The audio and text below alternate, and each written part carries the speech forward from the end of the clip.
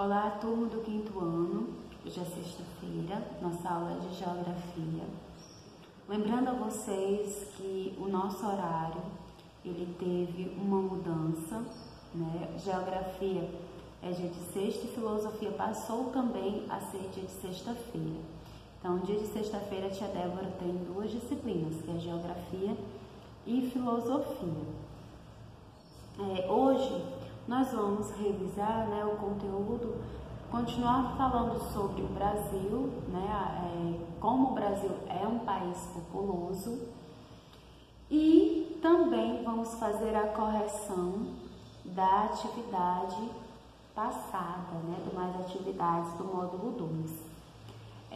Essa semana a gente fez uma semana de revisão para a gente estudar esses conteúdos. E também, quando for na próxima semana, nós vamos utilizar o módulo 3. Então, vou dar só uma semana, né, para desopilarmos mais, para a gente poder ir para os conteúdos do próximo módulo. Combinado? Então, antes de iniciarmos a aula, gente, vamos pedir a Deus para que tudo isso que a gente está vivendo, que passe, porque a gente precisa muito ter fé, precisamos ter muita persistência, pedir a Deus para dar saúde para nós, para todos da nossa família, né? E não esquecer de agradecermos. Só o fato de estarmos vivos e estarmos bem, com saúde, é um passo muito importante que a gente tem que fazer. Para isso, eu convido a todos vocês, para antes de iniciarmos os nossos trabalhos, a gente rezar um Pai Nosso, em intenção à nossa saúde, que é isso que a gente está precisando, a saúde de nós e de todas as pessoas que amamos. Pai nosso que estás no céu, santificado seja o vosso nome. Venha a nós o vosso reino, seja feita a nossa vontade, assim na terra como no céu. O pão nosso de cada dia nos dai hoje, perdoai as nossas ofensas, assim como nós perdoamos a quem nos tem ofendido. E não nos deixeis cair em tentação, mas livrai-nos do mal. Amém. Então, depois, né, dessa renovação espiritual, peguem o módulo 2 e vamos fazer a correção, página 331.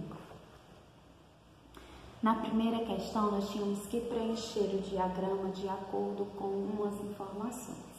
Então, tinha assim: preencha o diagrama com as palavras que correspondem às frases abaixo. A.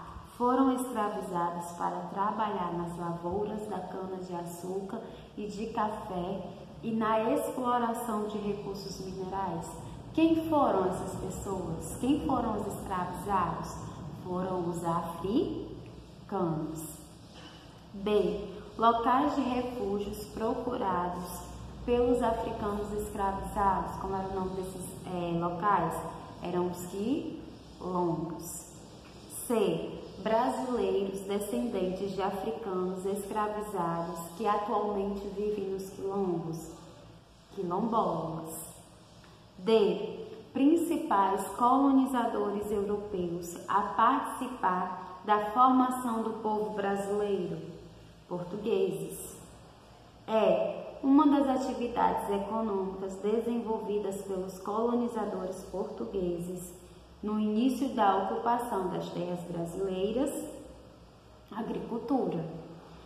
F. Pessoas de outros países que chegaram ao Brasil, principalmente a partir do século XVIII, atualmente chegam em menor número em nosso país, os imigrantes. E G. Povos que habitavam o Brasil antes da chegada dos colonizadores portugueses em 1500, indígenas. 2. Encontre as palavras abaixo no diagrama e com elas complete corretamente o texto a seguir. Então, vocês iam procurar aí no caça-palavras a palavra população, êxodo, cidades e rural. Então, letra A população brasileira, durante décadas, viveu predominantemente no espaço rural, quando as pessoas se dedicavam principalmente às atividades agrícolas. B. Com o êxodo rural, ocorrido principalmente na década de 1970, a maior parte da população brasileira passou a viver nas cidades, ou seja, atualmente as pessoas vivem predominantemente no espaço urbano. 3. Anote os principais fatores que contribuíram para o êxodo rural no Brasil. Quais foram os fatores? Foram a mecanização do campo, a atração de trabalhadores para as indústrias nas cidades e a busca de melhores condições de vida. Na 333, vocês iam entrevistar, uma mulher da família de vocês. Quinta, eu não vou fazer a correção porque é uma questão pessoal. Observe o mapa a seguir e responda as questões no caderno. A. Em que áreas do estado está concentrada a maior parte da população? Aí nós vamos perceber que está mais concentrado na região da capital de Manaus. B. Qual a faixa de habitantes por quilômetros quadrados é predominantemente no estado do Amazonas? Predomina a faixa de menos de 1 habitante por quilômetro quadrado, que é a cozinha mais clara, o amarelo mais claro. E C. Compare o mapa ao lado com o mapa da página 318 e descrevam a diferença entre a distribuição da população do estado de São Paulo com o estado do Amazonas. Se você perceber, que o estado de São Paulo há uma maior concentração de habitantes em relação ao estado do Amazonas. 6. Complete as frases abaixo de acordo com o gráfico da página 324. A. O grupo é constituído de crianças e jovens de 0 a 19 anos e representa 30% da população do Brasil. B. O grupo dos adultos é composto por pessoas de 20 a 59 anos de idade e representa 56% da população do Brasil. C. Já o grupo dos idosos é formado de pessoas com 60 anos ou mais de idade e representa 14% da população do país. Pronto? Então, nós vamos fazer uma retomada desse conteúdo, certo? Então, a gente sabe que o Brasil ele é muito extenso, falando em território, quanto em relação também a habitantes. Só que nós aprendemos que o Brasil ele tem determinados lugares, tem mais pessoas do que outros. Então, a gente percebe que tem mais pessoas nas capitais dos estados e na faixa litorânea, que é onde foi feito a colonização brasileira. Já na parte do interior do Brasil, a gente não vê tantas pessoas e por isso foi feito um incentivo para as pessoas irem habitar o interior do Brasil. Tanto é, gente, que a gente vê que é por isso que ocorreu a criação de Brasília, lá no Centro-Oeste. Para quê? Para que aquela área ela fosse habitada por mais gente e saísse aquela grande concentração da faixa litorânea brasileira. Então, ao longo da história do Brasil, a distribuição da população ela foi influenciada pelas atividades econômicas. No século XVI, as atividades econômicas que influenciaram a ocupação do território brasileiro foram a exploração do pau-brasil e o cultivo da cana-de-açúcar e a pecuária.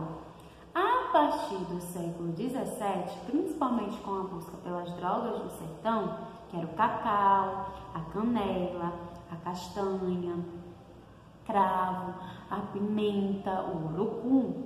E o desenvolvimento da pecuária, o povoamento se expandiu para o interior do país. Essa expansão em direção ao interior também aumentou com a descoberta do ouro, lá em Minas Gerais. No século XIX, a concentração populacional na porção do leste do país foi influenciada pelo cultivo do café, com a vinda dos imigrantes.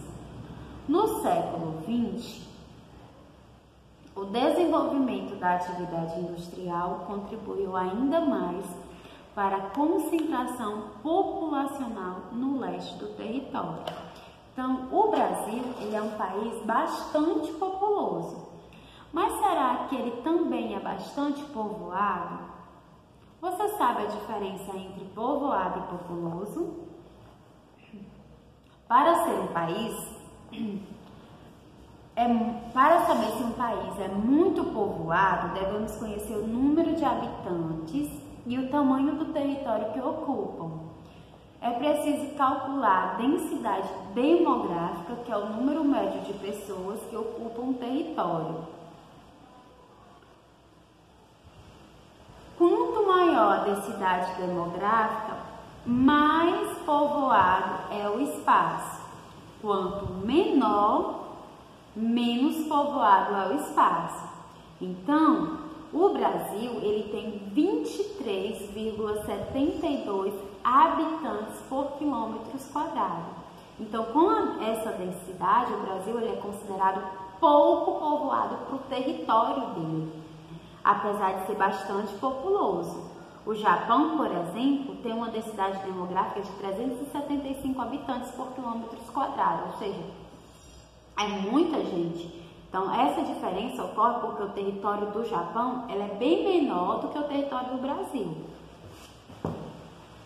E aí nós sabemos, gente, que nessa população nós temos 3 grupos, que são as crianças e jovens, os adultos e os idosos. E que também verificamos que o Brasil ele está se tornando um país velho. Por que ele está se tornando um país velho? Há mais idosos do que crianças. Sim, se formos calcularmos e observarmos essa questão há 20 anos atrás. Por quê? Hoje em dia, a mulher atual, ela quer o quê? Ela quer ter independência, ela quer ter sucesso na vida financeira e muitas vezes não quer ter tantos filhos. E como não tem tantos filhos, diminuiu, né? As famílias brasileiras geralmente têm um filho ou 2 filhos por família e pronto, e acaba aí, geralmente. Então acaba se crescendo o quê? O número de idosos. A população da brasileira ela está envelhecendo, ou seja, as pessoas estão vivendo e elas estão vivendo mais tempo. Por quê? Por conta da melhoria de vida, né? A vida hoje é bem melhor do que antigamente, apesar de tantos problemas que a gente vê e percebe. Em 1960, o brasileiro ele vivia em média 54 anos. Em 2010, o brasileiro ele passou a viver em média 73 anos. Esse aumento ocorreu devido à melhoria das condições de vida da população, como maior acesso a medicamentos e a tratamentos de saúde, que antigamente não tinha, a ampliação do sistema de saneamento básico, que é muito importante. E, no entanto, com todas essas melhorias que a gente percebe e a gente às vezes nem enxerga, ainda é preciso ser feito grandes melhorias de vida na vida idosa. Em 2020, estima-se que há cerca de 25 milhões de idosos no Brasil. E quais são? O que é que precisa esses idosos? Eles precisam ter saúde de qualidade, terem direito à aposentadoria, porque a gente sabe que ainda há idosos que não têm. Então, são necessidades importantíssimas que os idosos eles precisam ter. E nós vamos fazer uma atividade no caderno ou impressa, seja como vocês acharem melhor, que diz o seguinte, ó. Complete as frases utilizando estas palavras. Nós temos populoso, São Paulo, povoado e o Distrito Federal. Aí vocês vão completar as frases com de acordo com essas palavras aí. 2. Leia a manchete e responda. O Brasil envelhece rapidamente. Em sua opinião, qual é a ideia principal da reportagem que recebeu essa manchete? O que é que vocês acham que essa manchete ela recebeu esse título? O que é que você acha que aconteceu?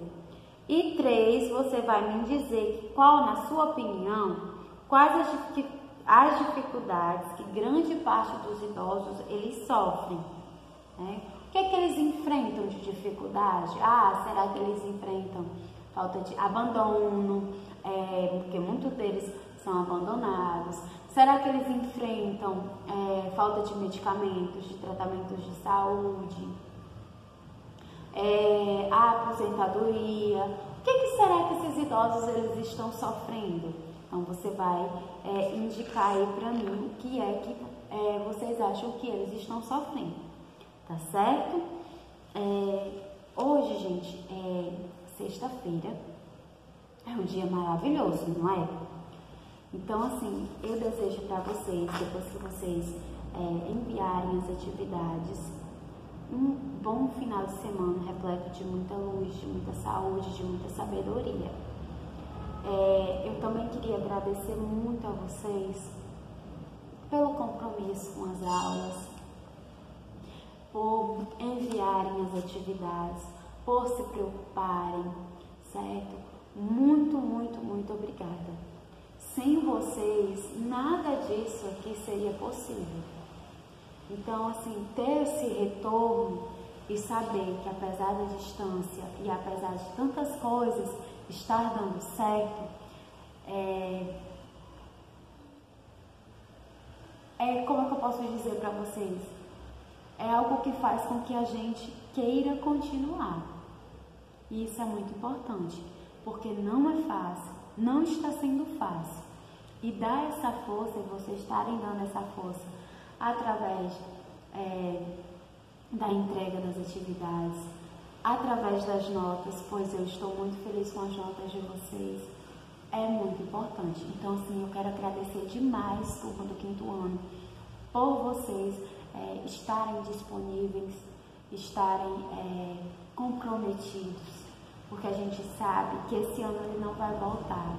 A gente tem que fazer o melhor que a gente pode a cada dia.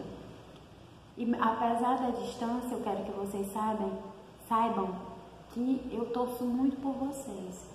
E eu espero que no próximo ano, quando vocês tiverem um novo ano, né, se Deus quiser vão estar, que vocês façam do ano de 2020 um aprendizado e que vocês podem tudo, basta vocês quererem. É isso que eu quero dizer para vocês. Muito obrigada por tudo, certo? Desculpa, às vezes eu me irritar, porque vocês não querem assistir os vídeos. Eu sei também, eu compreendo, mas eu quero te pedir desculpa se eu fui chata ou alguma coisa com vocês. O meu pedido de desculpa e o meu agradecimento a cada um de vocês, turminha do 5º ano, que são tão importantes na minha vida.